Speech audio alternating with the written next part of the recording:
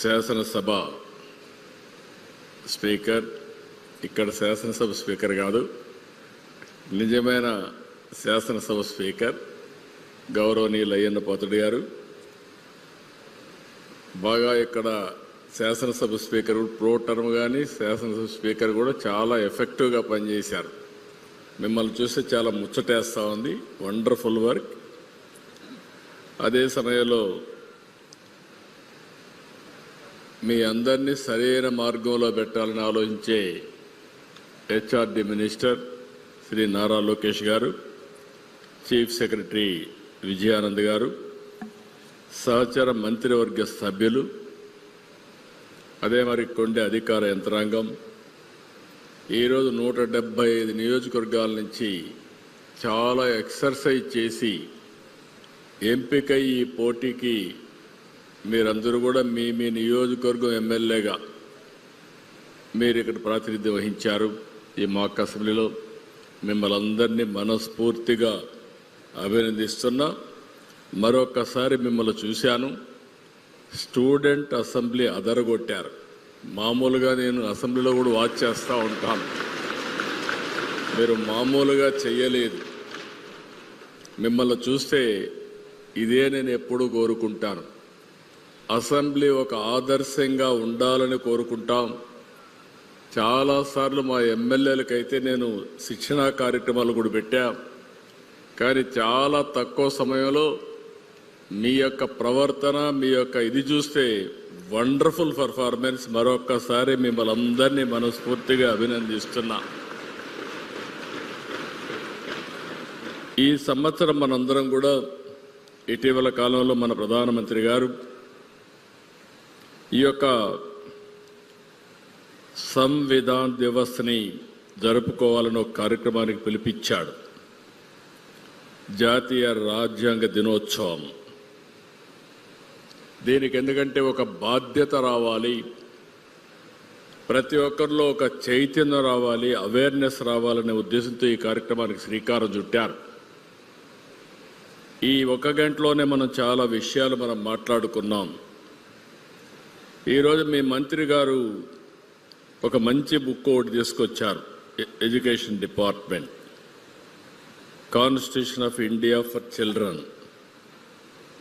ఒక్కసారి ఆ పుస్తకం తిరిగేసి మీరు చూస్తే 15వ పేజీకి వెళ్ళాలి మీరు. ఇది ఎప్పుడూ గుర్తుండాలి. 15వ పేజీ మీకు బుక్ వచ్చిందా? వచ్చుంటే రాలేదా? కొంతమందికి రాలేదు, ఆ పక్క ఈ పక్క వచ్చింది. ఈ పుస్తకంలో రాసింది మీరు చదివితే ఈ 15వ page, constitution of India. The people of India having solemnly resolved to constitute India into a sovereign democratic republic and to secure to all its citizens justice, social, economic and political, liberty of thought, expression, belief, faith and worship, equality of status and of opportunity, and to promote among them all fraternity, assuring the dignity of the individual and the unity of the nation. In our Constituent Assembly this 26th day of November 1949, do hereby adopt, enact and give to ourselves this constitution. ఈ రాజ్యాంగం రాసుకునేది మన కోసరం, మనం రాసుకున్న రాజ్యాంగం ఇది. ఇప్పుడే ఈ రాజ్యాంగాన్ని చెప్పినప్పుడు చాలా విషయాలు చెప్పారు. ఇది చూసినప్పుడు నేను 28 సంవత్సరాల్లో ఎమ్మెల్యే అయ్యాను. మొట్టమొదటిసారిగా నేను యూనివర్సిటీ చదువుకునేటప్పుడు, ఇప్పుడు మీ మారిగానే నేను కూడా ఆలోచించినప్పుడు నాకు ఒక ఆలోచన ఉండేది. ఇప్పుడు చాలామందిని మీ మంత్రి గారు చేయిలు పైకెత్తమన్నాడు. ఐఏఎస్ ఐపీఎస్ అవ్వాలని చాలామంది చేయిలు పైకెత్తారు. చాలా సంతోషం. ఆ రోజు నేను ఆలోచించి నేను ఆ రోజు చాలా బ్రిలియంట్ స్టూడెంట్ కాదు, ఆ విషయం మీరు గుర్తుపెట్టుకోవాలి. అయితే నేను ఏ పని చేసినా పద్ధతి ప్రకారం చేయడం చిన్నప్పటి నుంచి నేర్చుకున్నాను, ఒక సోషల్ రెస్పాన్సిబిలిటీ కూడా. అందుకే నేను ఒకసారి ఆలోచించి అప్పట్లో మా వైస్ ఛాన్సలర్ నన్ను పిలిచి, మీరు లెక్చరర్గా చేరతానంటే యూనివర్సిటీ లెక్చరర్గా చేరండి అని అడిగాడు. లెక్చరర్గా చేరితే అన్నింటికంటే ఈజీ జాబ్. మామూలు టీచర్ అన్న ఎక్కువ చదువు చెప్పాలి, కానీ యూనివర్సిటీలో ఎక్కువ రీసెర్చ్ ఉంటుంది.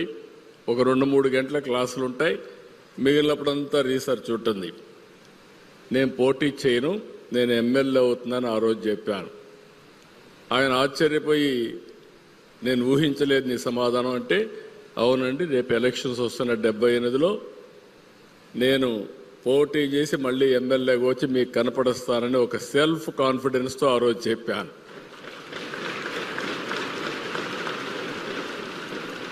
అక్కడి నుంచి ఒక ఆలోచన ఎందుకు వచ్చిందంటే, నేను ఎమ్మెల్యే కావాలంటే కాంపిటేటివ్ ఎగ్జామ్స్కి ప్రిపేర్ కావాలి. నేను ఎప్పుడూ స్టూడెంట్గా హ్యాపీగా తిరుగుతూ ఉండేవాడిని. 2nd ర్యాంక్ నాది క్లాస్లో కూడా. అయితే నేను ఆలోచించింది, నేను కానీ రాజకీయాలకు వస్తే ఐఏఎస్ ఆఫీసర్ని కంట్రోల్ చేసే శక్తి నాకు వస్తుందని చెప్పి నేను ఆలోచించాను. That was my vision. అయితే విజన్ ఉంటే సరిపోదు, మీరు గుర్తుపెట్టుకోవాలి పిల్లలందరూ. దాన్ని ఎగ్జిక్యూట్ చేయాలనే ఆలోచన మీకు రావాలి, నిరంతరం శ్రమ చేయాలి. అందుకే మీరు చూస్తే ప్రతి ఒక్కరికి సంక్షోభాలు రాకుండా ఉండవు. ఏ సంక్షోభం వచ్చినా, ఏ కష్టాలు వచ్చినా ధైర్యంగా ఎదుర్కోవడమే కాకుండా ఎప్పటికప్పుడు సరైన నిర్ణయాలు తీసుకొని ముందుకు పోతే అది సాధ్యం అవుతుంది. అందుకే ఈరోజు నేను 9వసారి ఎమ్మెల్యేగా అయ్యాను, అంటే 45 సంవత్సరాలు. ఇక్కడ ఉండే స్పీకర్ని మీరు చూస్తే ఆయన 7 సార్లు ఎమ్మెల్యేగా, ఒకసారి ఎంపీగా అయ్యాడు.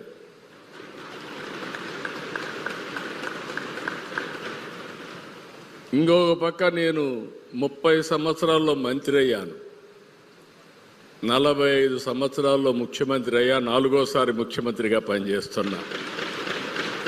అంటే ఎందుకు మీకు ఈ విషయం చెప్తున్నానంటే, అతి చిన్న వయసులో నేను ఎమ్మెల్యే అయ్యాను. మీరు అతి చిన్న వయసులో, నాకంటే చిన్న వయసులో మాక్ అసెంబ్లీలో ఎమ్మెల్యే పాత్ర నాకంటే సమర్థవంతంగా నిర్వహించాను. నేను ఫస్ట్ టైం అన్నా అటు ఇటు అనుకున్నాను, కానీ ఇప్పుడు మిమ్మల్ని చూస్తే టోటలీ కాన్ఫిడెంట్. ఒకప్పుడు ఇంత కాన్ఫిడెన్స్ ఉండేది కాదు. ఈరోజు అలాంటి ఒక నమ్మకం మీ అందరిలో కనపడుస్తూ ఉంది, ఆత్మవిశ్వాసం కనపడుస్తూ ఉంది. మా ఎమ్మెల్యేలు చాలామందిని చూశారని తడబడేవాళ్ళు, మీరు ఒక్కరు కూడా తడబడడం లేదు. నేను పైన కూర్చొని వాచ్ చేస్తూ ఉన్నా, నేను అదే పనిగా అందరినీ చూశాను. Wonderful performance. మీ కాన్ఫిడెన్స్కి మరొక్కసారి అభినందిస్తున్నా. మామూలు కాన్ఫిడెన్స్ కాదు ఇది. అయితే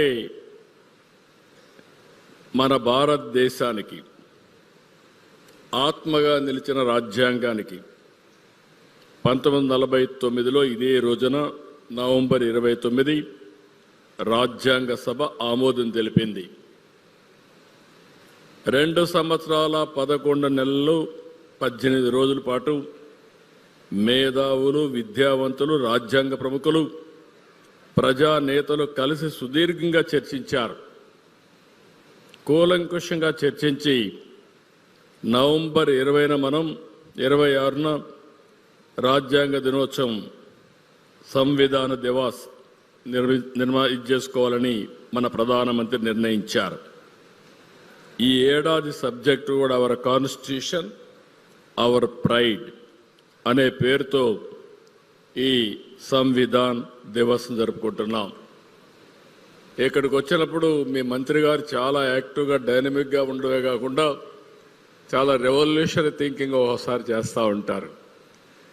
ఆయన మా స్పీకర్ గారికి చెప్పారు, అసెంబ్లీ మాక్ అసెంబ్లీ పెట్టాలి, అసెంబ్లీలను పెడదామని చెప్పి ఆయన అడిగారు. స్పీకర్ గారు డైలమాలో పడ్డారు. డైలమాలో పడి రూల్స్ పర్మిట్ చేయవు కదా, అడిగింది మంత్రి గారు అడిగారు, ఏం సమాధానం చెప్పాలంటే నాకు ఇన్ఫర్మేషన్ వస్తే నేను ఒకటే చెప్పాను, అసెంబ్లీలో ప్రిమిసెస్లో పెట్టుకోండి, కానీ అసెంబ్లీ అనేది ఒక శాంక్టిటీ, ఒక పవిత్రత.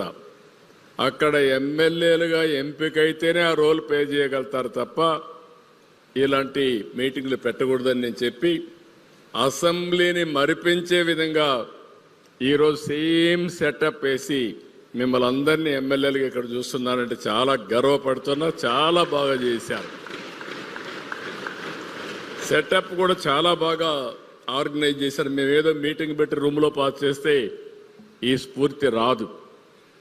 ఇది ఒక స్ఫూర్తిని తీసుకురావడానికి, బాధ్యతను గుర్తుపెట్టుకోవడానికి మనం ఈ కార్యక్రమాన్ని నిర్వహిస్తున్న ఆ విషయం మీరు గుర్తుపెట్టుకోవాలి. మనం అందరం ఈ సందర్భంగా డాక్టర్ బిఆర్ అంబేద్కర్ గారి రాసినటువంటి రాజ్యాంగం అద్భుతంగా తీర్చిదిద్దారు. ఈరోజే నివాళులర్పించాం. నివాళులర్పించుకోవడమే కాకుండా భారతదేశ ప్రతిష్ట ఉన్నంత వరకు, ఈ రాజ్యాంగం అంటే భారతదేశం మనుగడ సాధించినంత వరకు అంబేద్కర్ గారు శాశ్వతంగా ప్రజల గుండెల్లో ఉంటారు. దీంట్లో అనుమానమే లేదని చెప్పి కూడా మరొకసారి మీ అందరికీ విజ్ఞప్తి చేస్తున్నా. అనేక ఒడుదుడుకులు వచ్చాయి, అనేక ఛాలెంజెస్ ఫేస్ చేశాం, ఎమర్జెన్సీ లాంటి ఛాలెంజెస్ని ఫేస్ చేశాం. అయితే ఈరోజు రాజ్యాంగం మనుగడ సాధించగలిగిందంటే దానికి కారణం దాన్ని రాసిన విధానం అని చెప్పి కూడా నేను మీకు తెలియజేస్తున్నా. అయితే రాజ్యాంగం యొక్క గొప్పతనాన్ని ప్రతి పౌరుడికి అర్థమయ్యేట్టుగా చెప్పాల్సిన బాధ్యత, అందులో రాను రాను యంగ్స్టర్స్ చెప్పాల్సిన బాధ్యత మనందరిపైన ఉంది. ఇది ఒక పెద్ద ఆయుధం. అయితే అంబేద్కర్ గారు ఒక మాట చెప్పారు, ఈ విషయం కూడా మీరు గుర్తుపెట్టుకోవాలి.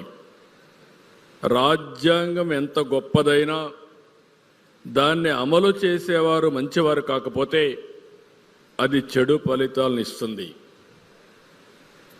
ఇది రాజ్యాంగం యొక్క లక్ష్యాలను నీరుగారుస్తుంది. అయితే రాజ్యాంగం అమలు చేసేవారు మంచివారైతే చెడు రాజ్యాంగమైనా మంచి ఫలితాలు ఇస్తుందని చెప్పి రాజ్యాంగాన్ని రాసినప్పుడే అంబేద్కర్ గారు చాలా స్పష్టంగా చెప్పారు. ఇంకొక పక్కన మీరు ఒకసారి ఆలోచిస్తే అంబేద్కర్ గారు ఒక మాట చెప్పారు, నేను మీ అందరికి కూడా ఒక ఆయుధాన్ని ఇస్తున్నాను, ఆ ఆయుధం ఓటు. ప్రపంచంలో చాలా ప్రజాస్వామ్యాలు ఉన్నాయి, కానీ భారతదేశంలో ప్రతి ఒక్కరికి ఓటిచ్చిన ఏకైక రాజ్యాంగం భారతదేశ రాజ్యాంగం అని చెప్పి కూడా నేను మీకు తెలియజేస్తున్నాను. మీరు నెక్స్ట్ ఎలక్షన్స్కి అందరూ ఓటర్స్ అవుతారు. 18 సంవత్సరాలు అవుతారు, మీ అందరికీ ఓటు హక్కు వస్తుంది. కొన్ని దేశాల్లో కొంతమంది బలహీన వర్గాలకు ఓటు ఇవ్వలేదు, తర్వాత పోరాటాలు చేసి ఓటు సంపాదించుకున్నారు. కొన్ని దేశాల్లో మహిళలకు ఓటు ఇవ్వలేదు, తర్వాత కాలక్రమేణా ఓటు హక్కు వచ్చే పరిస్థితి వచ్చింది. ఈరోజు సగం మంది ఎమ్మెల్యేలుగా ఇక్కడ మిమ్మల్ని చూస్తామంటే మహిళలు ఉన్నారు. I'm very happy to see this. ఇప్పుడే మనం పార్లమెంట్లో మొన్న ఒక బిల్లు పాస్ అయింది. చట్టసభలో ఎప్పటి నుంచో మేము పోరాడుతూ ఉంటే 33% మహిళలకు రిజర్వేషన్లు కల్పించిన ఏకైక దేశం భారతదేశం. మళ్ళీ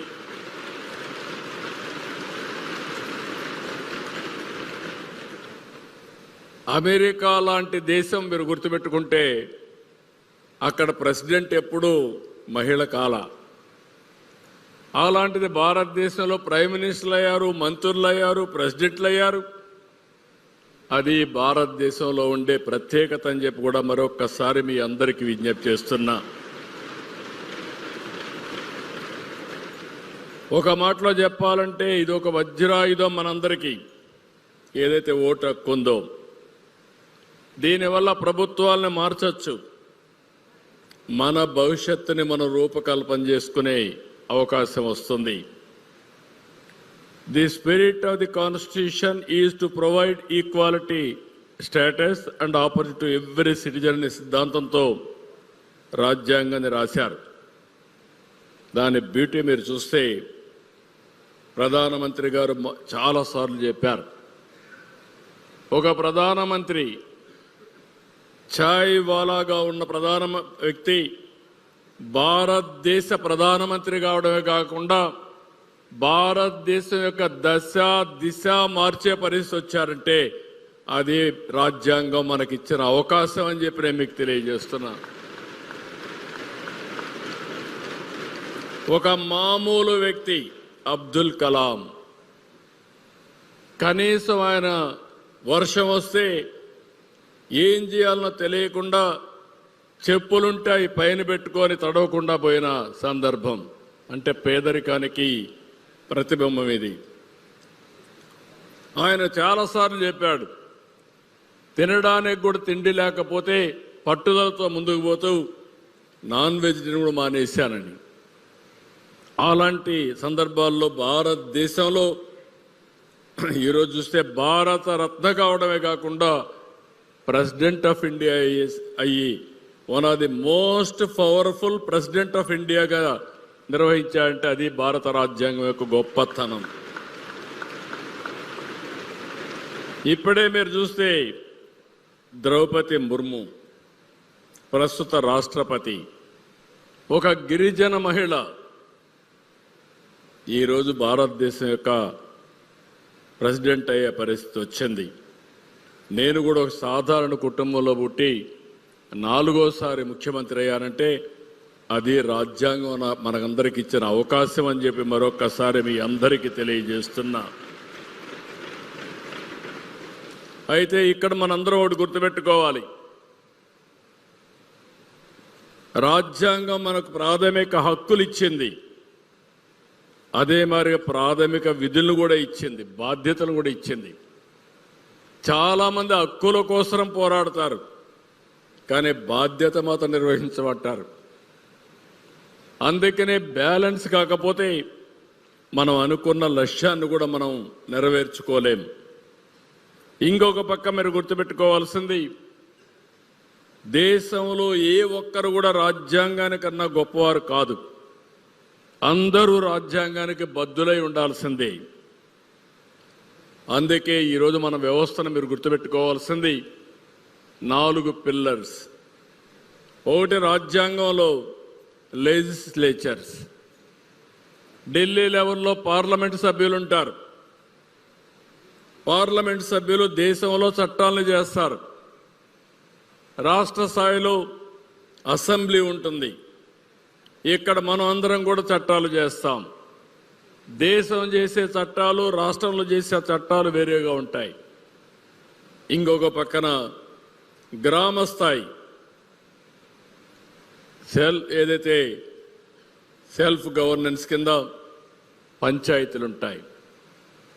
ఓసారి మీరు అందరూ అంటూ ఉంటారు పంచాయతీలు బెటరు అసెంబ్లీ కంటే అని, పార్లమెంట్ కంటే అని. అంటే ఈ మధ్యకాలంలో మనం ఒకసారి చూస్తే మనలో పోటీ ఎక్కువైపోయి పబ్లిసిటీ కోసం ఇప్పుడే ఈ పక్కుండే ప్రతిపక్షాలను చూశాను, వండర్ఫుల్గా చేశారు. ఓసారి బాధ్యత లేకుండా చేస్తే స్పీకర్ గారు ఏ విధంగా కంట్రోల్ చేయాలో చేశారు. ఇక్కడ మనందరం ఒకటే గుర్తుపెట్టుకోవాలి, వ్యక్తిగత ప్రయోజనాలతో మనం ఇక్కడ రాలేదు, వచ్చింది సమాజ హితం కోసం మనం ఎమ్మెల్యేలుగా ఎన్నిక ఇక్కడికి వస్తారు.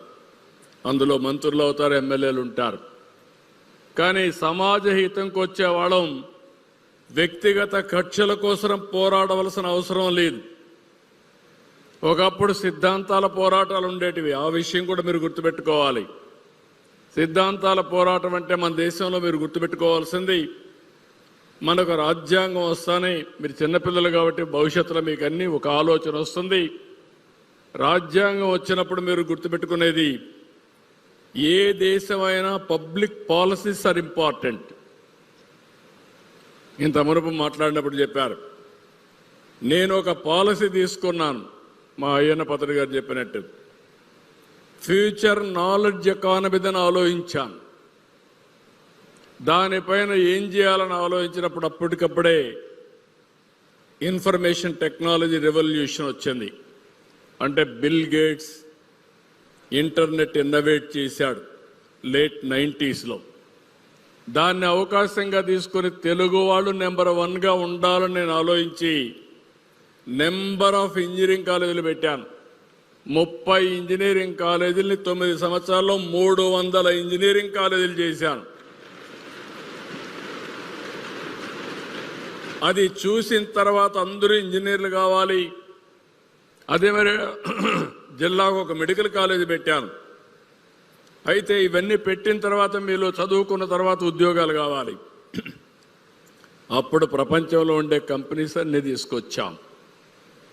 ఆ ఒక్క పబ్లిక్ పాలసీ మీరు చూస్తే నాలెడ్జ్ ఎకానమీ ఈరోజు దేశంలో 20 సంవత్సరాల్లో నెంబర్ 1 ఎకానమీ ఆంధ్రప్రదేశ్ హైదరాబాద్గా తయారైంది, తెలంగాణగా తయారయ్యే పరిస్థితికి వచ్చింది ఒక్క పబ్లిక్ పాలసీ. ఈ ఒక్క పబ్లిక్ పాలసీ మన వాళ్ళు 100 దేశాల్లో ఉద్యోగ అవకాశాలకు వెళ్ళారు. 100 దేశాల్లో మీరు చూస్తే 25 ఏళ్లే అమెరికాలో ఉండే అమెరికన్స్ కంటే, బ్రిటన్లో ఉండే బ్రిటిష్ వాళ్ళ కంటే, స్విట్జర్లాండ్లో ఉండే ఆ దేశస్తుల కంటే తలసరి ఆదాయం హైయెస్ట్ వస్తూ ఉందంటే అది నాలెడ్జ్ ఎకానమీకి ఉండే పవర్ అని చెప్పి మీ అందరికీ విజ్ఞప్తి చేస్తున్నా. 25 ఏళ్లకు మునుపు ఒక పాలసీ పెను ప్రభావం చూపించిందంటే మీరందరూ గుర్తుపెట్టుకోవాలి, చట్టసభల్లో ఎలాంటి పాలసీలు తేవడమే కాకుండా అమలు చేయాల్సిన బాధ్యత వ్యవస్థ పైన ఉంటుంది. మంత్రులు, ముఖ్యమంత్రి లేకుంటే దేశంలో ప్రధానమంత్రి, మంత్రులు దాన్ని సూపర్వైజ్ చేసే బాధ్యత ఉంటుంది. మారుతున్న కాలానికి అనుగుణంగా 106 సార్లు మనం రాజ్యాంగాన్ని మార్చుకున్నాం, అమెండ్మెంట్లు కూడా చేసుకున్నాం. కానీ దాని స్వరూపం మాత్రం ఎప్పుడూ మారలేదు, గుర్తుపెట్టుకోవాలి. ప్రాథమిక హక్కులకు బాధ్యత ఎక్కడ కూడా వైలేట్ కాలేదు. అదే మరి బాధ్యతలు విస్మరించినప్పుడు చెక్స్ అండ్ బ్యాలెన్సెస్ పెట్టాం. మీరు గుర్తుపెట్టుకోవాల్సింది, ఒక పక్క చట్టసభలు ఉన్నాయి, ఇంకో పక్క చేసిన చట్టాలని అమలు చేయడానికి ఇక్కడ అడిగితే అందరూ ఐఏఎస్ ఐపీఎస్ అవుతా ఉన్నారు. వాళ్ళందరూ అమలు చేసే బాధ్యత వాళ్ళపైన ఉంటుంది. అదే సమయంలో జ్యుడిషియరీ ఉంది. ఎక్కడైనా మనకు విరోధం వస్తే, డిఫరెన్స్ వస్తే, వైలేషన్స్ వస్తే రాజ్యాంగాన్ని నేరుగా జ్యుడిషియరీ కంట్రోల్ చేస్తుంది. జ్యుడిషియరీలో మీరు ఒక విషయం గుర్తుపెట్టుకోవాలి, మెజిస్ట్రేట్ కోర్టు నుంచి సుప్రీంకోర్టు వరకు అల్టిమేట్గా రాజ్యాంగాన్ని పరిరక్షించేది ప్రెసిడెంట్ అయితే దానికి సుప్రీంకోర్టు అనేది అంతిమ నిర్ణయం తీసుకునేది సుప్రీంకోర్టు అని చెప్పి కూడా నేను మీకు తెలియజేస్తున్నా. ఆ విషయం మనం గుర్తుపెట్టుకోవాలి, మీ అందరికీ ఒక ఐడియా ఉండాలి. ఇంకొక పక్క మీడియా ఉంది, అనేక మార్పులు వచ్చేసాయి. ఒకప్పుడు ఆల్ ఇండియా రేడియో ఒకటే ఉండేది.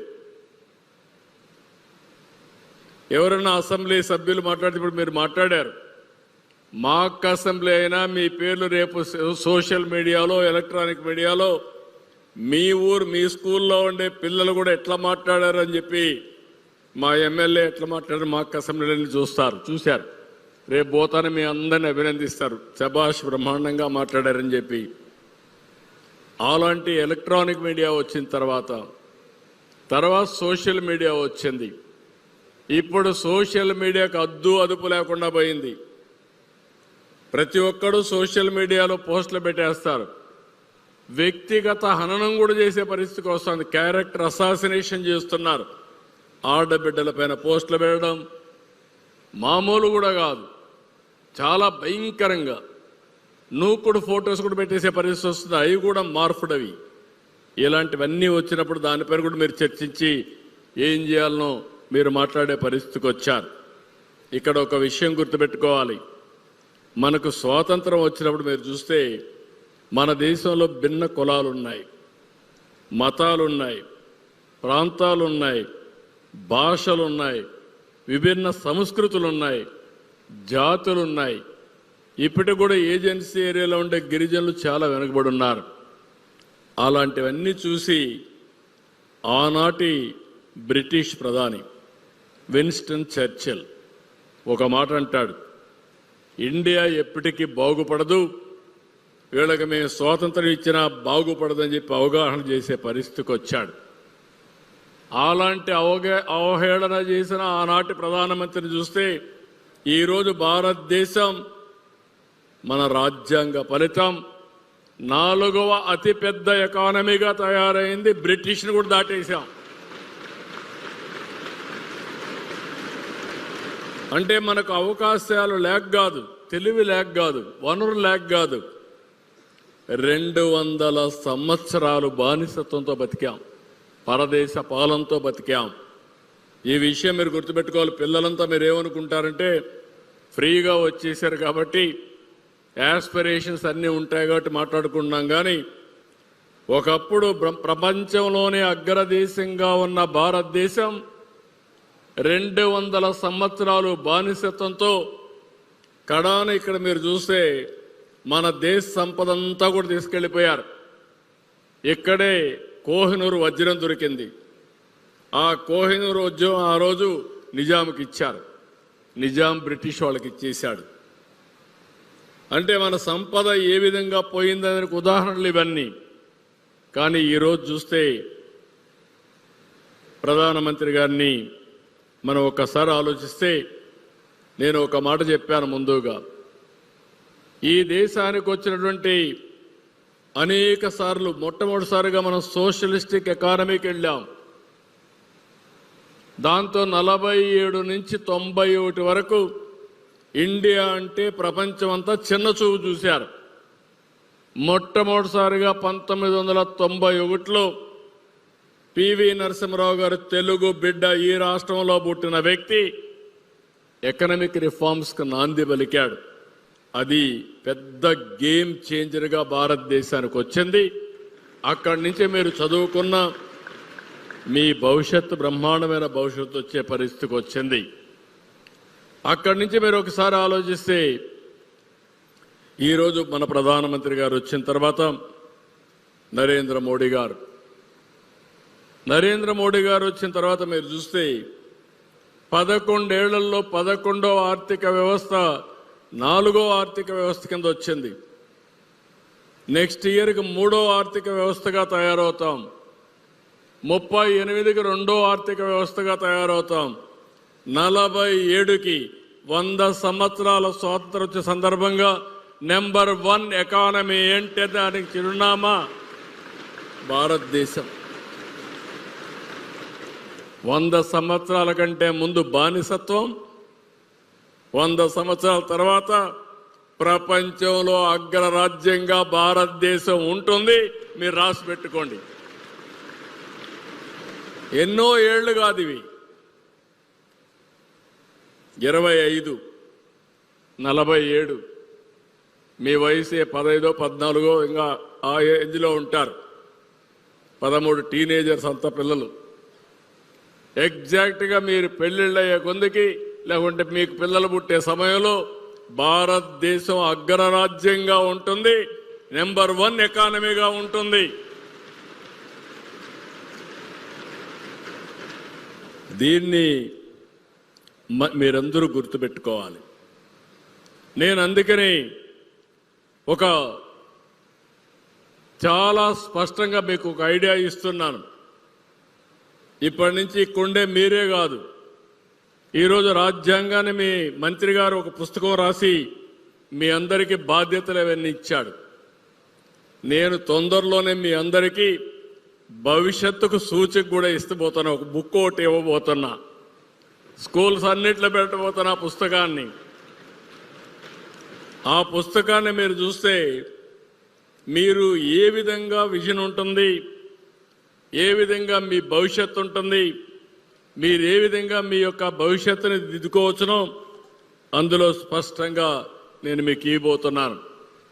ఇక్కడ మీరు ఒకసారి చూస్తే స్వర్ణాంధ్ర, ప్రధానమంత్రి గారు వికసిత్ భారత్, మంది స్వర్ణాంధ్ర. ఈరోజు మన యొక్క తలసరి ఆదాయం $3,158. 2047కి $42,000 అవుతుంది. ఇంకో పక్కన మన యొక్క తలసరి మొత్తం జిఎస్టిపి కాంట్రిబ్యూషను $188 బిలియన్. అది $2.4 ట్రిలియన్ అవుతుంది. ఇది 15% గ్రోత్ రేట్ ఉంటుంది. అందులో కూడా మీరు ఒకసారి చూస్తే మన రాష్ట్రంలో అన్ని వనరులు ఉన్నాయి. నేచురల్ రిసోర్సెస్ చాలా ఉన్నాయి. మినరల్ వెల్త్ కానీ, వాటర్ కానీ, నదులు కానీ, ఇవన్నీ ఉన్నాయి. రెండోది, ఇవన్నింటికంటే ముఖ్యంగా వండర్ఫుల్ యూత్ ఉంది. ప్రపంచానికి నాయకత్వం ఇవ్వడమే కాకుండా సేవలు అందించే యువత ఉండే ఏకైక దేశం భారతదేశం. డెమోగ్రఫిక్ డివిడెండ్ ఉంది. మూడోది, బ్యాలెన్స్డ్ రీజనల్ డెవలప్మెంట్ పొజిషన్స్కి ఆలోచిస్తున్నాం. నేను ఒక మాట చెప్తున్నా మీ అందరికీ, వీఆర్ ఆల్ ఇన్స్పైరింగ్ టైం. నేను ఈ మాట చాలాసార్లు వాడుతున్నా. పిల్లలు కూడా ఒకవేళ నీకు ఏదైనా డౌట్ వచ్చి క్వశ్చన్ ఏదైనా ఉంటే చాట్ జీపీటీని అడిగితే, ఏఐని అడిగితే ఆటోమేటిక్గా సమాధానం ఇచ్చే పరిస్థితి వస్తుంది. ఇప్పుడు ఒకసారి ఆలోచిస్తే మీ టీచర్ దగ్గరికి పోతేనే ఒకప్పుడు సమాధానం, ఇప్పుడు కూడా టీచర్ కావాలి. కానీ ప్రతి ఒక్కరికి టీచర్గా ఏ పని చేస్తుంది. ఇప్పుడు మీకు ఏ నిమిషంలో కావాలన్నా నిద్రలో మెలకువచ్చి ఒక డౌట్ వస్తే సమాధానం కావాలంటే ఏ ఇచ్చే పరిస్థితి వస్తుంది. అందుకే మీరందరూ గుర్తుపెట్టుకోవాలి, మన జనాభా 5.8 కోట్లు అవుతుంది. ఇప్పుడు 5.3లో ఉన్నాం. నాకు వరే ఫ్యాక్టరీ ఒకప్పుడు పాపులేషన్ పెరిగిపోతుందని జనాభా నియంత్రణకి వెళ్ళాం. ఇప్పుడు కొన్ని దేశాల్లో పాపులేషన్ తగ్గిపోతూ ఉంది.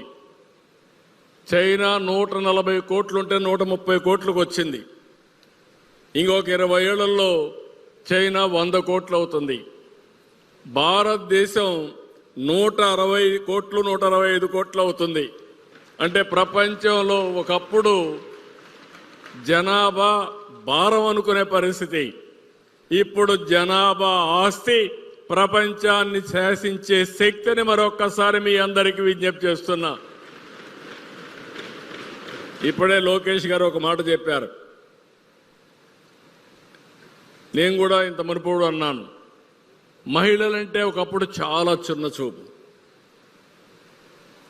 తల్లిదండ్రులు కూడా చిన్న చూపు.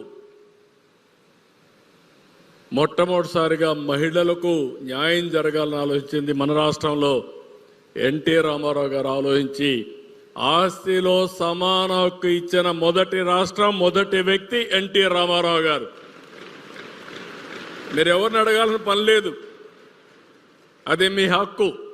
మీ తల్లిదండ్రులు సంపాదించిన ఆస్తిలో మీ తమ్ముడితో అన్నతో సమానంగా ఉండే హక్కు మీ పిల్లలకు ఉంది. అది ఇచ్చింది ఎన్టీ రామారావు గారు అని చెప్పి నేను మీకు తెలియజేస్తున్నా.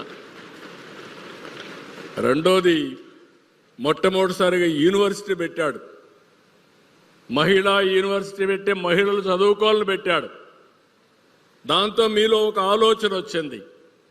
తర్వాత నేను వచ్చిన తర్వాత ఇప్పుడు డాక్రా సంఘాలు ఉన్నాయి, మీరు చూసుంటారు. ఆ డాక్రా సంఘాలు పెట్టి మామూలు ఆడబిడ్డ కూడా ఎక్స్ట్రాడినరీ ఆడబిడ్డగా తయారు కావచ్చని నిరూపించడానికి డాక్రా సంఘాలు పెట్టా. ఈరోజు అనేక వ్యవస్థలు పోయినాయి కానీ డాక్రా సంఘాలు చాలా బాగా పనిచేస్తున్నాయి. అట్ వన్ స్టేజ్ మీరు చూస్తే ఆడబిడ్డల్ని పుట్టితేనే భారం అనుకునే తల్లిదండ్రులు ఉండేవాళ్ళు ఒకప్పుడు. మగపిల్లలు పుట్టలేదని చెప్పి బాధపడి ఆడబిడ్డలైతే అబార్షన్లు కూడా చేసేవాళ్ళు. ఆ సమయంలో నేను ఆలోచించి ఆడబిడ్డల కోసం బాలికల సంరక్షణ పథకం 5,000 రూపాయలు బ్యాంక్ అకౌంట్ వేశాను. ప్రతి ఒక్క ఆడబిడ్డకి 5,000 రూపాయలు బ్యాంక్ అకౌంట్ వేశాను.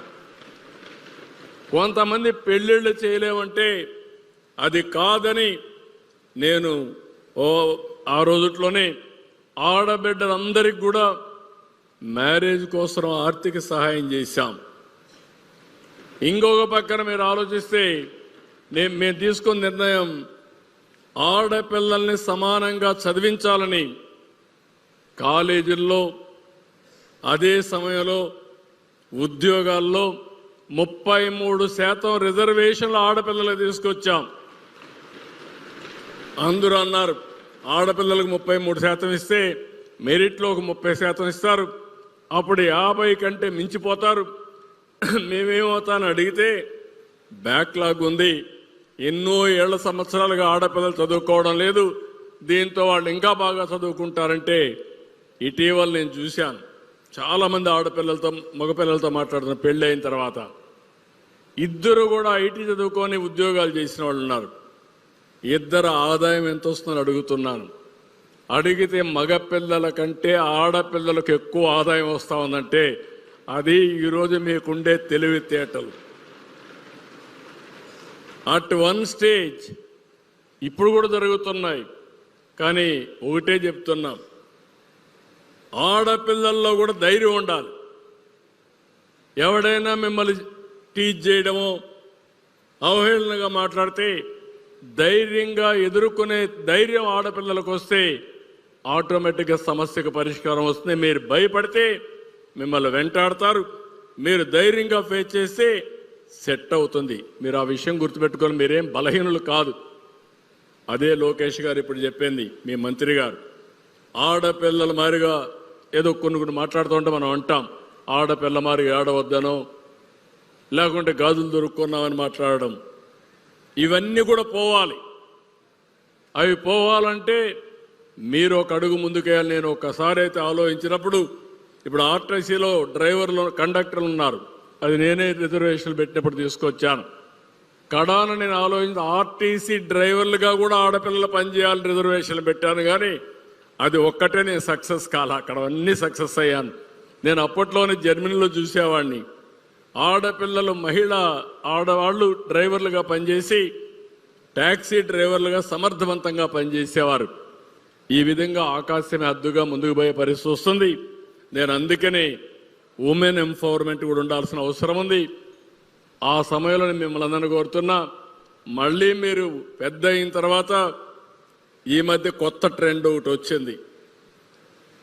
భార్యాభర్త ఇద్దరికి ఉద్యోగాలు కావాలి, డబుల్ ఇన్కమ్ రావాలి, నో కిడ్స్.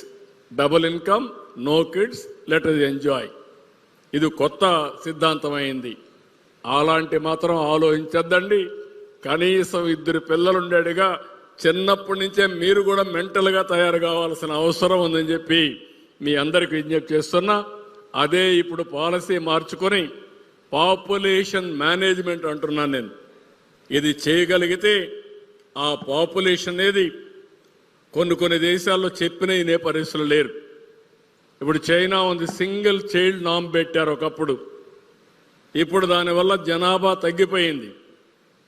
ఇంకో పక్క ఇప్పుడే లోకేష్ గారు ఒక మాట చెప్పి, విలువలతో కూడిన సమాజం కావాలి, డబ్బులు వస్తాయి. ఆర్థిక సంస్కరణల వల్ల ఆదాయం పెరిగింది, సంపద వచ్చింది. ఒకప్పుడు సిద్ధాంతపరంగా పనిచేసేవాళ్ళు, విలువలతో పనిచేసేవాళ్ళు ఇప్పుడు అవి మర్చిపోయి మెటీరియలిస్టిక్ హ్యాపీనెస్ వస్తూ ఉంది. తల్లిని చూసుకునేటువంటి బిడ్డలున్నారు. విడాకుల కోసం ఇప్పుడు ఒకప్పుడు చూస్తే మ్యారేజ్ అయితే హెవెన్లో అయినాయి, మనం విడిపోవడానికి వీల్లేదనే పరిస్థితి వచ్చి ఇప్పుడు భార్యాభర్తలు కూడా చిన్న చిన్న విషయాల్లో గొడవలు పడి విడాకులు ఇచ్చుకునే పరిస్థితి వస్తున్నారు. భారతదేశంలో మీరు గుర్తుపెట్టుకోవాలి, ప్రపంచంలోని one of the best family వ్యవస్థ ఉండే ఏకైక రాష్ట్రం భారతదేశం. అది మన వారసత్వం. తల్లిని తండ్రిని గౌరవించే సంస్కారం. తండ్రి పిల్లలు ఏ స్థాయిలో ఉన్నా తల్లి కానీ తండ్రి కానీ పిల్లల్ని ఎప్పుడప్పుడు గైడెన్స్ ఇవ్వడం. ఈరోజు కొన్ని సంస్కృతులు చూస్తున్నాం. తండ్రి కొడుకు అప్పు ఇస్తాడు, కొడుకు తండ్రికి అప్పు ఇస్తాడు. ఓసారి పిల్లలు తల్లిని చూసుకోరు. పిల్లలు కొంతమంది చూస్తే తండ్రి ఆస్తి ఇవ్వలేదని నానా ఇబ్బందులు పెట్టిన పిల్లలను కూడా చూస్తున్నాం. ఇక్కడికి మళ్ళీ నేను వచ్చిన దానికి మీకు ఒకసారి గుర్తుపెట్టుకోవాల్సింది, బై 47కి లైఫ్ ఎక్స్పెక్టెన్సీ 85 పెంచుతున్నాం. రెండోది అర్బన్ పాపులేషన్ 60% ఉంటుంది. 100% చదువుకోవాలి. నేను మంత్రి గారికి ఒకటే టార్గెట్ ఇస్తున్నా, లిటరసీ 100% అచీవ్ కావాలి. లైఫ్ లాంగ్ లెర్నింగ్ ఉండాలి. దానికి నైపుణ్యం అనే ఒక పోర్టల్ కూడా తీసుకొస్తున్నారు. మన ఆంధ్రప్రదేశ్లో ఉండే పిల్లలు ప్రపంచంలో ఎక్కడ పని చేయాలన్నా ఆఫ్లైన్ ఆన్లైన్ మీ ఇంట్లో కూర్చొని కంపెనీ పెట్టి ప్రపంచం మొత్తం సేవలు అందించే అవకాశం మీకుంది. ఆ శక్తి ఉంది. దాన్ని ఏం చేయాలో నేర్పించే విజన్ నాకుంది, మా గవర్నమెంట్కి ఉంది. చేస్తాం. మీలో కూడా అలాంటి ఆలోచన రావాలి. ఇంకొక పక్కన మీరు చూస్తే ఇప్పటికి ఫిమేల్ అంతా కూడా ఇంకా ఫుల్గా పనిచేయడం లేదు. ఇది 80%కి వెళ్ళాలి. 2% అన్ఎంప్లాయ్మెంట్ కంటే తక్కువ ఉండాలి. 2 కంటే తక్కువ ఉండాలి. అందుకే నేను చెప్పాను, ఇప్పుడు 2047కి ఇప్పటికి మీరు చూస్తే దగ్గర 3 లక్షల కంటే తక్కువ తలసరి ఆదాయం ఉంది. ఇది 47కి 55 లక్షల రూపాయలు తలసరి ఆదాయం అవుతుంది ఈ రాష్ట్రంలో. దాన్ని మీరందరూ ఏ విధంగా తీసుకుపోవడం కోసం ముందుకు రావాలి. ఇక్కడ నేను 10 ప్రిన్సిపల్స్ ఇచ్చాను. అది పబ్లిక్ పాలసీతో సాధ్యం. ఈరోజు జీరో పావర్టీ, పేదరికం లేని సమాజ నిర్మాణం నేను ఒక ఆశయంగా పెట్టుకున్నా. ఈ రాష్ట్రం అంతా కూడా గుర్తుపెట్టుకోవాల్సింది, మీరు మీకోసం బ్రతకడమే కాకుండా సమాజం కోసం కూడా బ్రతికే పరిస్థితి ఉండాలి. పేదరిక నిర్మూలన మన బాధ్యతగా తీసుకోవాలి. Population management, human resource development. ఫ్యూచర్కి కావాల్సింది మనుషుల్లో కానీ స్కిల్స్ ఉంటే ప్రపంచాన్ని జయించే శక్తి వస్తుంది. అదే మరి ఎంప్లాయ్మెంట్, అందరికీ ఎంప్లాయ్మెంట్ రావాలి. Skilling and employment is a continuous process. 3వ పాలసీ పెట్టుకున్నాం. వాటర్ సెక్యూరిటీ, ప్రతి ఎకరాకు నీళ్లు ఇవ్వాలని, తాగడానికి నీళ్లు కావాలని, ఇండస్ట్రీకి నీళ్లు ఇవ్వాలని, నీటిని ఒక ఆయుధంగా ఉపయోగించుకుంటే సంపద సృష్టించడం చాలా ఈజీ అవుతుంది. ఫార్మర్స్ టెక్నాలజీ అగ్రికల్చర్లో రావాలి. ప్రజలకు అవసరమైన పంటలు పండించే పరిస్థితి రావాలి. ప్రపంచానికే మనం ఆహారాన్ని సప్లై చేసే పరిస్థితికి వస్తాం. అది కూడా మేము చాలా క్లియర్గా ఉన్నాం. ఆంధ్రప్రదేశ్లో మీరు చూసుంటారు, విభిన్న ప్రాంతాలు ఉన్నాయి. రాయలసీమలో హార్టికల్చర్ వస్తూ ఉంది, ఇక్కడ అక్వాకల్చర్ వస్తూ ఉంది. ప్రజల ఆహారపు అలవాట్లు మారిపోతున్నాయి. దీనికి అనుగుణంగా అగ్రికల్చర్ రావాలని. ఇంకో పక్కన గ్లోబల్ బెస్ట్ లాజిస్టిక్స్.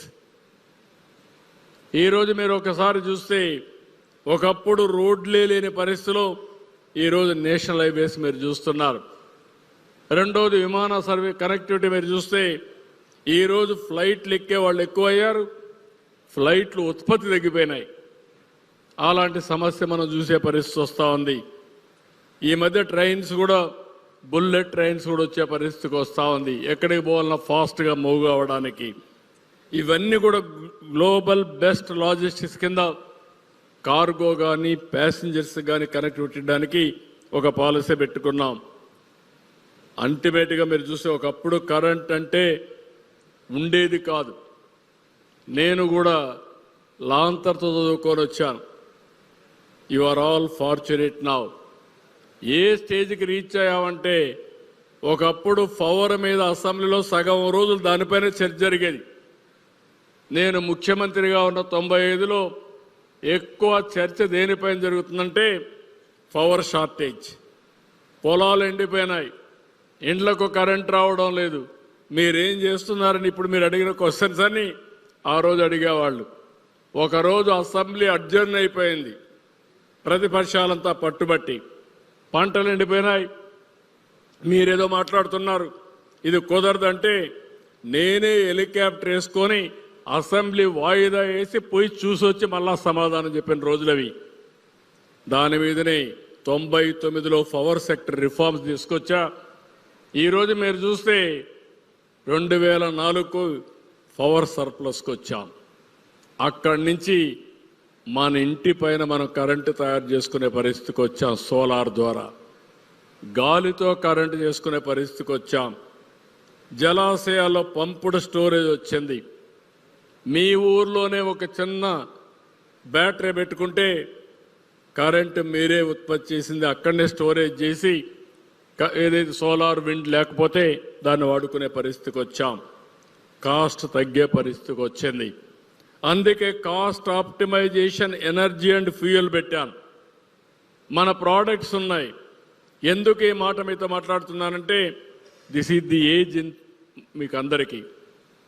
చదువు మీద పుస్తకాలు చదువుకోవడం కాదు, నాలెడ్జ్ని అప్లికేషన్. చదువుకున్న చదువుని అప్లికేషన్ మీరు ఆలోచించాలి. సమాజంలో చాలా సమస్యలు చూస్తూ ఉంటారు. ఆ సమస్యలు చూసినప్పుడు ఇన్నోవేటివ్గా ఆలోచించి ఆ సమస్యను పరిష్కారం చేసే బాధ్యత మీరు తీసుకోవాల్సిన అవసరం ఉంది. అప్పుడే జీవితంలో అనుకున్నది మీరు సాధిస్తారు. ఇటీవల నేను ఒక స్టూడెంట్ చూశాను. అతను మామూలుగా ఇంట్లో వాళ్ళ మదర్ని వాళ్ళని వాచ్ చేశాడు. మీకు అందరికి కామన్ ఇది. ఒక స్టవ్ ఉంటుంది, వెలిగిస్తాం, దాని మీద పాలు పెడతాం. పాలు కాగినప్పుడు పొంగిపోతుంది. అలాంటి దానికి అతను ఆలోచించి స్టవ్లోనే ఒక చిన్న కరెక్షన్ చేస్తే పాలు పొంగకుండా ఆగిపోయే పరిస్థితికి వచ్చింది. దట్ ఈస్ ది టెక్నాలజీ మార్పు. అదే ఇన్నోవేషన్. అలాంటి ఇన్నోవేషన్స్ యంగ్స్టర్స్ మీరందరూ ఆలోచించాలని స్కూల్లో ఉన్నప్పుడు డిఫరెంట్గా ఆలోచించి ఇన్నోవేటివ్ థింకింగ్కి వచ్చి ఇన్నోవేషన్స్కి వస్తే ఈరోజు నేను ఒక పెద్ద ఎక్సర్సైజ్ చేశాం. Ratan Tata innovation hub. దాని కింద హబ్ అండ్ స్పోక్ మోడల్. ప్రతి నియోజకవర్గంలో ఎంఎస్ఎంఈ పార్క్. మీకు ఎవరికైనా మంచి ఆలోచనలు వస్తే ఆ ఆలోచనలు అమలు చేసే అవకాశం ఈ ప్రభుత్వం తీసుకుంటాం. దాన్ని అమలు చేసే బాధ్యత కూడా తీసుకొని మళ్ళీ దానివల్ల మీరు పైకి వచ్చే అవకాశం ఉంటుంది. ఇవన్నీ ఎందుకు చెప్తున్నానంటే చాలా వరకు మీకు ఇంకొక పక్కన మీరు చూస్తే ఈరోజు వాట్సాప్ అమెరికాలో తయారు చేసి మనం వాడే వాట్సాప్కి అంతా డబ్బులు మనం కడుతున్నాం. డబ్బులు ఎక్కడికి పోతున్నా అమెరికాకు పోయే పరిస్థితి వస్తున్నాయి. ఈరోజు మనం వాడే ప్రోడక్ట్స్ అన్ని విదేశాల్లో తయారు చేసిన ప్రోడక్ట్స్ మనం వాడుతున్నాం. దానికి వాళ్ళకి ప్రీమియం కడుతున్నాం. దానికి కారణం ఇంటలెక్చువల్ ప్రాపర్టీ వాళ్ళ దగ్గర ఉంది. మన ప్రోడక్ట్లు పర్ఫెక్షన్ లేదు. మొన్నే ఇండస్ట్రీస్ మీరు చూశారు. ఇండస్ట్రీస్ మీరు చూస్తే విశాఖపట్నంలో దగ్గర 13,25,000 కోట్ల రూపాయలు పెట్టుబడి 16 లక్షల మంది పిల్లలకు ఉద్యోగం వచ్చే అవకాశాలు కల్పించే పరిస్థితికి వచ్చాం. అంత మునిపే 8,80,000 కోట్లకు వచ్చాయి. ఇంకో పక్క ఈ రెండే కాకుండా మీరు ఒకసారి చూస్తే ఈ రెండు వల్ల 22 లక్షల మందికి ఉద్యోగాలు వస్తాయి. నేను ఆ రోజు ఆలోచించినప్పుడు 20 లక్షలని చెప్పాం. ఈరోజు 20 లక్షల ఉద్యోగాలు ఇచ్చే బాధ్యత ప్రభుత్వాన్ని. కడాన లోకేష్ గారి కృషితో గూగుల్ దేశంలో ఎప్పుడూ రాని పెద్ద ఇన్వెస్ట్మెంట్ $15 బిలియన్ మన రాష్ట్రానికి వస్తా ఉందంటే డేటా సెంటర్, ఆర్టిఫిషియల్ ఇంటెలిజెన్స్. మీ అందరినీ పిల్లల్ని ఒకటే కోరుతున్నాం. నా ఆలోచన 1 ఆంటర్‌ప్రెన్యూర్ 1 ఫ్యామిలీ. అదే సమయంలో ప్రతి ఒక్క ఫ్యామిలీ ఒక ఏఐ యూస్ కేసు మీరు తయారు చేయాలి. పిల్లలు లేకపోతే ఏఐనా వాడాలి. అది ఫ్యూచర్లో ఉంటుంది. ఇలాంటి వినూత్నమైన కార్యక్రమాల్లో భాగస్వాములు కావడానికి ప్రోడక్ట్ పర్ఫెక్షన్ తీసుకొచ్చాం. ఇది అయిన తర్వాత స్వచ్ఛ ఆంధ్రప్రదేశ్ అన్నీ బాగున్నాయి. ఇప్పుడే మా అయ్యన్న పాత్రుడు కూడా చెప్పారు. ఒకప్పుడు నేషనల్ కార్ప్స్, ఇక పక్కన నేను చూశాను. ఎన్విరాన్మెంట్ అంటే ఏ విధంగా మాట్లాడారో చూశాను. ఒకప్పుడు నేను ఇంకుడు గుంతలు పెట్టాను. పిల్లలు మీరు గుర్తుపెట్టుకోవాలి. వర్షాలు పడతాయి, నీళ్ళన్నీ సముద్రంలోకి వెళ్ళిపోతున్నాయి. మన దగ్గర మాత్రం నీటి సమస్య, తాగడానికి నీళ్లు ఉండేటివి కాదు. కొన్ని దగ్గర ఫ్లోరైడ్. ఇప్పుడు కూడా అలాంటి సమస్యలు మనం ఫేస్ చేస్తున్నాం. ఒకప్పుడు కరువు అనేది భయంకరం. అనంతపురం జిల్లా ఎడారిగా మారిపోతున్నారు. ఈరోజు ఒక్క నిర్ణయం, కృష్ణా జలాల్ని అనంతపురం జిల్లా తీసుకొచ్చి ఇక్కడే ఎమ్మెల్యేలు, అనంతపురం ఎమ్మెల్యేలు కొంతమంది ఉన్నారు మీలో, మీరు గుర్తుపెట్టుకోవాలి. మా అసెంబ్లీలో ఈరోజు 25-30 సంవత్సరాల్లో అనంతపురం ఎడారిగా మారిపోయే జిల్లాన్ని సస్యశ్యామలం చేయగలిగామంటే అది నీటితోనే సాధ్యమైంది. ముందు చూపుతోనే తయారైంది ఒక అంద్రి నీవా. దానివల్ల కియా మోటార్స్ వచ్చి అనంతపురం బ్రహ్మాండంగా అభివృద్ధి అయ్యే పరిస్థితి వచ్చింది. ఇక్కడ స్వచ్ఛ ఆంధ్రప్రదేశ్లో చాలామంది నేను చూస్తున్నాను, చాలామంది దీన్ని అపోజ్ చేసే పరిస్థితికి వస్తున్నారు. అంటే మనం స్కూల్లో చెట్లు పెడితే దాన్ని వ్యతిరేకించేవాళ్ళు. దానికి కూడా నేను గవర్నమెంట్ని, స్కూల్ ఎడ్యుకేషన్ అభినందిస్తున్నా. ఏదైతే గ్రీన్ పాస్పోర్ట్ పెట్టారు, నేను ఒకటే చెప్తున్నా, మీరు ఈరోజు చేసే దాని మీద మీకు తృప్తి ఇప్పుడు కనపడదు. కానీ మీరు పెట్టిన చెట్టు పెద్దదై ఆ చెట్టును చూసినప్పుడు మీ జీవితంలో ఎక్కడ లేని సాటిస్ఫాక్షన్ ఉంటుంది. నేను ఐఎస్పి తెచ్చాను హైదరాబాద్లో. ఆ రోజు ఒక చెట్టు నాటాను. ఆ ఐఎస్పి పేరు పెరిగింది, బ్రహ్మాండమైన ఇన్స్టిట్యూషన్ అయ్యింది. ఈ చెట్టు కూడా పెరిగింది. నేను పోయినప్పుడంతా చెట్టు చూపించి, మీరు పెట్టిన చెట్టు ఒక వృక్షం అయింది, బ్రహ్మాండమైన ఫలితాలు ఇస్తుందని అక్కడ చెప్తే అది చూసి ఆనందపడుతున్నానని చెప్పి కూడా నేను మీకు తెలియజేస్తున్నా. ఒకప్పుడు మన దగ్గర గ్రీన్ కవర్ అయితే ఎక్కడా కొండల్లో చెట్లు కనపడేటివి కాదు. దానికి కారణం ఫైర్ వుడ్కు వాడేవాళ్ళం, వ్యవసాయ పనిముట్లకు వాడేవాళ్ళం. ఈరోజు గ్యాస్ వచ్చింది. ఆధునీకరణలో వ్యవసాయ పనిముట్లన్నీ పోయి ట్రాక్టర్లు వచ్చే పరిస్థితికి వచ్చింది. అయితే 50% గ్రీన్ కవర్ ఉండాలి. మీరు పుస్తకాలు చదివినప్పుడు అందరూ చదువుతూ ఉంటారు, చెట్లు గాలిని ఇస్తాయి, గాలిలో ఆక్సిజన్ ఉంటుంది, చెట్టు మళ్ళా కార్బన్ డైఆక్సైడ్ తీసుకుంటుందని. కానీ ఆ చెట్టు పెట్టాలని మీరు ఆలోచించరు. అదే అప్లికేషన్. అది కానీ మనం చేయగలిగితే ఒకటి. రెండోది విలువలు. మన పరిసరాలు పరిశుభ్రంగా ఉంటే సరిపోదు. ఇప్పుడు అందుకే నేను ఒక నెలకొక్కసారి స్వచ్ఛ ఆంధ్రప్రదేశ్ పెట్టాను. ఎప్పుడో మీరు చూస్తే పచ్చదనం పరిశుభ్రం పెట్టాం. హైదరాబాద్లో నైట్ క్లీనింగ్ పెట్టాం. కానీ ఈరోజు ఎందుకు అంటున్నానంటే మీ ఆలోచనలు స్వచ్ఛంగా ఉండాలి. మీ తల్లో తండ్రో మిమ్మల్ని ఇంత గౌరవించేస్తే మీరు పెద్దయినాక వాళ్ళని చూసుకోకపోతే స్వచ్ఛంగా ఉంటే లాభం ఏంటని అడుగుతున్నా. పరిసరాలు బాగుంటే లాభం ఏంటంటున్నా. అందుకే నాకు ఆలోచన వచ్చినప్పుడు చాగంటి కోటేశ్వరరావు గారిని అడిగాను, మా పిల్లల్లో విలువలు నేర్పించండి, కడవన్నీ నేను నేర్పించగలుగుతాను, మీలాంటి వాళ్ళు విలువలు కూడా నేర్పించగలిగితే చాలా ఫలితాలు ఉంటాయని అడిగితే స్వచ్ఛందంగా వచ్చి ఇప్పుడు విలువలు నేర్పించడానికి ఆయన ముందుకు వచ్చారు. మీరు ఒకటే మళ్ళీ చెప్తున్నా, విలువలు లేని సమాజం ఎంత సంపద ఉన్నా అది నిరుపయోగమే. అదే సంపద లేకపోతే బాధపడమని నేను చెప్పను. సంపద ఉండాలి, విలువలు ఉండాలి. అదే భారతదేశం యొక్క ప్రత్యేకత. అప్పుడే సాటిస్ఫాక్షన్ ఉంటుంది, హ్యాపీనెస్ ఉంటుంది. స్వచ్ఛమైన ఆలోచనలకు ఈ పిల్లల వయసు నుంచే నాంది పలికే విధంగా ఫౌండేషన్ వేయడానికి ఈ ప్రభుత్వం క్లియర్గా ఉన్నామని చెప్పి కూడా నేను మీకు తెలియజేస్తున్నా. ఇంకొక పక్క deep technology, all walks of లైఫ్లో టెక్నాలజీ రావాలి. ఒకప్పుడు సెల్ ఫోన్ లేని రోజు నేనే పోరాడా, నా మీద అందరూ ఎగతాళి చేశారు. నేను సెల్ ఫోన్ అంటే నన్ను 420 అన్నారు. కానీ ఈరోజు మీరు చూస్తే ఆ సెల్ ఫోన్లు కూడా బ్రహ్మాండంగా వచ్చే పరిస్థితికి వచ్చింది. అంటే ఎందుకు ఈ విషయాలన్నీ మీకు చెప్తున్నానంటే, ఈరోజు స్పేస్ టెక్నాలజీ వచ్చింది, డ్రోన్ టెక్నాలజీ వచ్చింది, ఏరోస్పేస్ వస్తున్నాయి, ఎలక్ట్రానిక్స్ వస్తున్నాయి. ఇవన్నీ భవిష్యత్తులో పెద్ద మార్పులు తీసుకొస్తాయని చెప్పి కూడా నేను మీకు తెలియజేసుకుంటున్నా.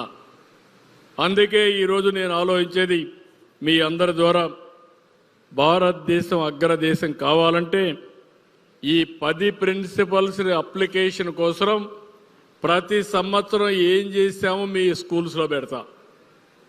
ఎప్పుడు ప్రారంభించాం, ఏవేవి అమలు చేశాం, కొత్త టెక్నాలజీస్ ఏమొచ్చాయి, మీ జీవితంలో మీరే విధంగా అనుకరించాలి, ఏం చేస్తే మీరు బాగుంటారో మీరు అక్కడి నుంచి ముందుకు పోయే విధంగా కరికులంలోనే దీన్ని ఒక పార్ట్గా తీసుకొస్తామని చెప్పి నేను మీ అందరికీ విజ్ఞప్తి చేస్తున్నా.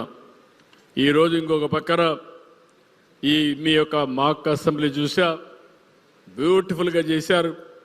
క్వశ్చన్ అవర్, జీరో అవర్, నాకు మళ్ళా ఒకసారి రిమైండ్ చేశారు మీరు. స్పెషల్ డిబేట్, ఇవన్నీ కూడా చాలా డీటెయిల్డ్గా చేసి చర్చలంటే ఎట్లుండాలనో, ఏ విధంగా అర్థవంతంగా ఉండాలనో చేశారు. దానికి మనస్ఫూర్తిగా మిమ్మల్ని అందరినీ అభినందిస్తున్నా, ధన్యవాదాలు తెలియజేస్తున్నా. ఇది ఇన్ని కాకుండా ఇంకొక పక్క నేను మిమ్మల్ని అందరినీ కోరేది, మీ జీవితంలో ఏం కావాలనుకుంటున్నారో బ్రాడ్గా మీ మైండ్ కూడా ఫ్రేమ్ చేసుకోవాల్సిన అవసరం ఉంది. అక్కడి నుంచి మీలో కూడా దాన్ని సాధించడానికి ఒక యాక్షన్ ప్లాన్ తయారు చేసుకోవాల్సిన అవసరం ఉంది. అంతేకాకుండా ఈరోజు మంచిని చెడుని విశ్లేషించే శక్తి కూడా మీరు నేర్చుకోవాల్సిన అవసరం ఉంది. అందరూ స్వార్థం కోసం ఐఏఎస్ ఐపీఎస్ అధికారులు ఉంటాయని, లేకపోతే కొంతమంది డాక్టర్లు ఇంజనీర్లు ఎక్కువ డబ్బులు వస్తాయని కాకుండా సోషల్ బాధ్యత కూడా ఉండాలి. మళ్ళీ నేను చూశాను 5-6 మంది వచ్చారు. ఇట్లా కాకుండా రాజకీయాల్లో క్వాలిటీ పెరిగితే అన్ని రంగాల్లో ఆటోమేటిక్గా క్వాలిటీ పెరుగుతుంది. రాజకీయాల్లో విలువలు పెరిగితే అన్ని రంగాల్లో అది ప్రభావితం అవుతుంది. ఒక ఉదాహరణ మీరు చూస్తే, నేను కానీ మా మిస్సెస్ కానీ లోకేష్ విషయంలో ఒకటే ఆలోచించాం, ఆ తర్వాత బ్రహ్మడి విషయంలో ఆలోచించాం. ఇద్దరికి బెస్ట్ ఎడ్యుకేషన్ ఇవ్వాలని ఆలోచిస్తే ఇద్దరు స్టాన్ఫోర్డ్కి పోయారు. మామూలుగా ఏ కుటుంబంలో ఉండరు, ఇద్దరు కూడా స్టాన్ఫోర్డ్ గ్రాడ్యుయేట్స్ అయింది ఈ 1-2 కుటుంబాలే ఉంటాయి. అలాంటి బెస్ట్ ఎడ్యుకేషన్ ఇచ్చాం. నేను ఎప్పుడో ఒకటి ఆలోచించాను, ఫ్యామిలీ అనేది రాజకీయాల పైన లైవ్లీహుడ్ కోసం డిపెండ్ కాకూడదు. ఆటోమేటిక్గా అప్పుడు గౌరవం ఉండదు. అందుకే వ్యాపారం కూడా నేను స్టార్ట్ చేశాను. 40 సంవత్సరాల కంటే ముందు స్టార్ట్ చేశా. ఇప్పుడుండే కంపెనీ 3.5 decades అయింది. అప్పుడు నేను ఆయన ఒకటే అడిగాం, మీరు రాజకీయాలకు రావాలంటే రావచ్చు, లేకపోతే వ్యాపారం చేయాలంటే ఫ్యామిలీ బిజినెస్ ఉంది వెళ్ళమని చెప్పాం. నేను అక్కడ కూడా ఒక మాట చెప్పాను, రాజకీయాలకు వస్తే కష్టపడాలి, త్యాగం చేయాలి, శ్రమ చేయాలి. వ్యాపారం అయితే ఈజీగా ఉంటుంది, మీకు కంఫర్ట్స్ ఉంటాయి, యూ డిసైడ్ అంటే ఆఫ్టర్ సమ్ టైం అతను వచ్చి లేదు నేను రాజకీయాల్లో ఉంటానని చెప్పి ముందుకు వచ్చాడు. దానికి మనస్ఫూర్తిగా అభినందిస్తున్నా. మీరు గుర్తుపెట్టుకోవాలి, మీలో కూడా అలాంటి ఆలోచన రావాలి. మీరు ముందు జీవితంలో సెటిల్ కావాలి. నేను ఫైనల్గా మిమ్మల్ని అందరినీ కోరేది, రాష్ట్రంలో ఉండే యువతనందరినీ కోరేది, ఈరోజు ఈ యొక్క కార్యక్రమం పెట్టుకున్నామంటే మీలో చైతన్యం తేవడానికి కార్యక్రమం పెట్టుకున్నాం. మీ హక్కులు మీరు గుర్తుపెట్టుకోవాలి, బాధ్యతలు గుర్తుపెట్టుకోవాలి, మీరు ఏం చేయాలని ఆలోచించాలి. అదే సమయంలో ఒక మంచి సిటిజన్గా తయారు కావాలి, మంచి నాయకుడిగా తయారు కావాలి. ఏది చేయాలన్నా నాయకత్వ లక్షణాలు చాలా ఇంపార్టెంట్. ఈరోజు అన్నీ ఉన్నాయి మన దగ్గర, అది కూడా గుర్తుపెట్టుకోండి. దాన్ని అమలు చేసే నాయకుడు కావాలి. టెక్నాలజీ కావాలి, టెక్నాలజీ ఉంది. అవకాశాలు కావాలంటే బోలెడన్ని అవకాశాలు ఉన్నాయి. దీనికి నాలెడ్జ్ మీ అందరూ చదువుకుంటున్నారు, అది కూడా ఉంది. కానీ అన్నీ వచ్చిన తర్వాత ఇవి అమలు చేసే నాయకత్వ లక్షణాలు మీరు పెంచుకోగలిగితే, లీడర్షిప్ క్వాలిటీస్ మీరు పెంచుకుంటే మీరు బ్రహ్మాండంగా రాణించే పరిస్థితి వస్తుంది. మీరందరూ కూడా మాకేం సంబంధం లేని రాజకీయాలు వదిలిపెడితే, రాజకీయాల్లో మొత్తం క్రిమినల్స్ అయితే మీ భవిష్యత్తు జీరో అవుతుంది. ఈ విషయం కూడా మనందరం గుర్తుపెట్టుకోవాల్సిన అవసరం ఉంది. అందుకనే ప్రతి ఒక్కరికి ఒక పిలుపు ఇస్తున్నా. మీ జీవితాల్లో మీరు గుర్తుపెట్టుకోవాల్సింది, ఒక పర్పస్ కోసం మీరు బ్రతకగలిగితే, ఆ పర్పస్ కోసం బ్రతికిన వాళ్ళందరూ కూడా ఏ పని చేసినా కష్టం అనిపించదు. నేను ఉదయం లేచినప్పటి నుంచి రాత్రి వరకు పనిచేసిన, మళ్ళా నెక్స్ట్ డే పనిచేసిన ఫెటిక్ రాదంటే దానికి కారణం నా ఆలోచన ఒకటే, నేను ఒక పని చేయాలి, దీనికోసం నేను బ్రతకాలి, ఈ పేరు రావాలని ఆలోచిస్తాం. అదేవిధంగా ప్రధానమంత్రి గారిని కూడా చూస్తే ఒక పర్పస్ కోసం పనిచేస్తున్నాడు కాబట్టి విసుగు విరామం లేకుండా పనిచేసే అవకాశం ఉంది. మీలో కూడా స్ఫూర్తి రావాలని చెప్పి మనస్ఫూర్తిగా కోరుకుంటూ మరొక్కసారి మీ అందరికీ అభినందనలు తెలియజేసుకుంటూ, మిమ్మల్ని చూసిన పిల్లలందరిలో కూడా ఈ స్ఫూర్తి రావాలి. ఆ స్ఫూర్తికి ఇది నాంది పలకాలని చెప్పి మరొక్కసారి ఆశిస్తూ అందరికీ నమస్కారాలు. జై హింద్, జై భారత్ మాత, జై తెలుగు తల్లి. మళ్ళీ ఒకసారి జై హింద్, గట్టిగా జై హింద్, జై భారత్, జై భారత్, జై తెలుగు తల్లి, జై తెలుగు తల్లి. ఈ మీటింగ్ ఒక హిస్టారికల్ మీటింగ్గా ఉండిపోవాలి. ఇలాంటి మీటింగ్లు ఇంకా మనం పెట్టుకొని మనం అనుకున్న లక్ష్యంలో 2047కి ప్రపంచం మొత్తం తెలుగు వాళ్ళు, తెలుగు జాతి నెంబర్ 1గా ఉండాలి.